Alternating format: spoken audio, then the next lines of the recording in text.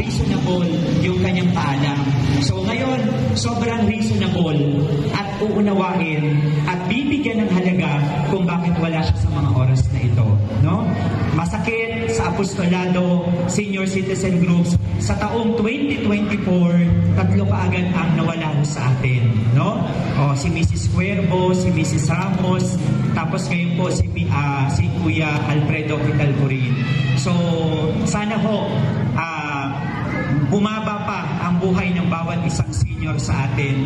At sana naman, wag naman dumating sa punto na tuwing may program tayo, laging may namamaalam, no? So, laging nagkakataon, laging may sumasalba, no? May sumasalba sa sitwasyon. Pero sa kabila ng binigay, sa kabila ng nangyayari, tuloy pa rin ang hamon ng buhay, tuloy ang plano sa buhay, tuloy ang pakikilaban sa buhay, at higit sa lahat, tuloy at sama-sama ang apostolado sa taong 2025. Palakpakan po natin ang bawat isa. Ayan. Magandang gabi po, Pres Rupin. No? So, yun nga po ang hiyang-hiya sa inyo. Kasi talagang nag-e-effort kayo. No? Pero masaya ako dahil sa ganun, pinapakita pa rin po ninyo na walang maiiwan at walang mahuhuling apostolado. Yan. Nagdala lahat ang senior. Isang mapagpalang gabi sa inyong lahat, sa kapwa kong kasamahan ng Apostolada Senior Citizen Group at sa ating mahal na buting at supported na advisor Jerry Abisol.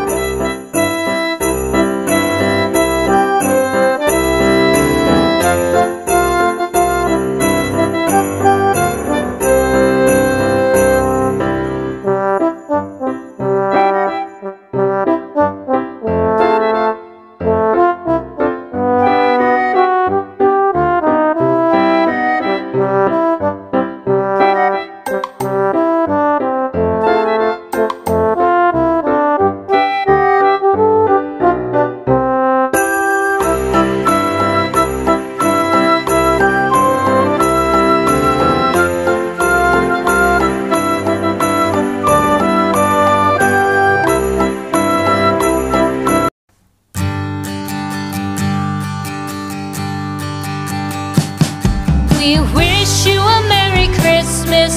We wish you a Merry Christmas. We wish you a Merry Christmas and a Happy Swagger down the street with your red lips and funky beat. You better hold your head up to the sky. I'm gonna roll with you till the day I die.